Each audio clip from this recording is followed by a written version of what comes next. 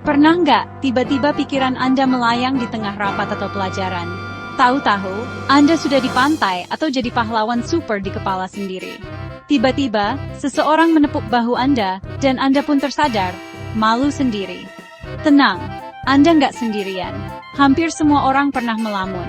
Menghayal itu bukan tanda malas, justru bukti otak kita kreatif dan aktif. Saat kita melamun, otak seperti menayangkan film seru di dalam kepala.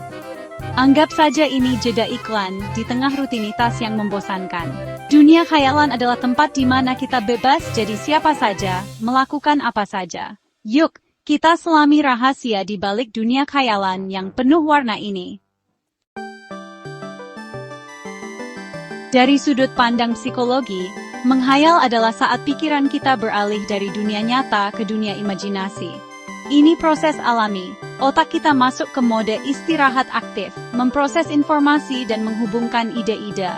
Ilmuwan menyebutnya mind wandering, di mana default mode network otak aktif. Menghayal bukan halusinasi, kita sadar sepenuhnya bahwa ini hanya di kepala. Kita jadi sutradara dan aktor utama dalam film pribadi kita. Jadi, lain kali ada yang bilang melamun itu buang waktu. Ingat, otak Anda sedang bekerja kreatif. Ternyata, manusia menghabiskan hampir setengah waktu sadarnya untuk melamun. Otak kita suka jalan-jalan untuk hiburan, pelarian, dan latihan mental. Melamun itu seperti nonton film buatan sendiri, gratis, tanpa batas. Di dunia khayalan, kita bisa latihan menghadapi situasi sosial atau memproses emosi. Ini juga cara otak menyembuhkan diri dan belajar dari pengalaman. Jadi melamun bukan tanda nggak move on, tapi proses belajar dan pemulihan. Otak Anda sedang bekerja keras, bayan saya lamun. Menghayal sering dianggap nggak produktif, padahal justru sebaliknya. Saat melamun, otak kita jadi lebih kreatif dan menemukan solusi baru. Banyak ide brilian muncul saat kita nggak fokus, misal saat mandi atau jalan-jalan. Melamun juga membantu kita merencanakan masa depan dan memotivasi diri. Membayangkan kesuksesan bisa jadi bahan bakar semangat. Selain itu, melamun bisa mengurangi stres dan memperbaiki suasana hati. Cukup luangkan waktu membayangkan hal positif, dan mood Anda bisa langsung naik. Jadi, jangan remehkan kekuatan super dari menghayal. Tapi hati-hati, kalau menghayal berlebihan, bisa jadi maladaptive daydreaming. Ini bukan sekadar melamun, tapi sudah mengganggu kehidupan nyata, kerja, sekolah, bahkan hubungan sosial.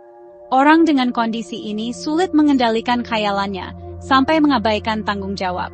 Biasanya khayalan terasa sangat nyata dan memuaskan, jadi pelarian dari masalah. Tapi lama-lama justru memperburuk stres dan isolasi. Jika Anda merasa melamun sudah mengganggu hidup, jangan ragu cari bantuan profesional. Tujuannya bukan berhenti berkhayal, tapi mengembalikannya ke tingkat yang sehat. Ada dua jenis menghayal pasif dan visualisasi aktif. Menghayal pasif terjadi spontan tanpa tujuan, bagus untuk relaksasi dan kreativitas. Visualisasi aktif dilakukan dengan sengaja, misal atlet membayangkan kemenangan. Visualisasi ini bisa memprogram otak untuk sukses, meningkatkan kepercayaan diri, dan fokus pada tujuan. Keduanya penting, pasif untuk istirahat, aktif untuk mencapai target. Kuncinya, tahu kapan membiarkan pikiran bebas dan kapan mengarahkannya. Gunakan keduanya sesuai kebun Anda. Imajinasi itu aset, tapi kita harus jadi pilotnya.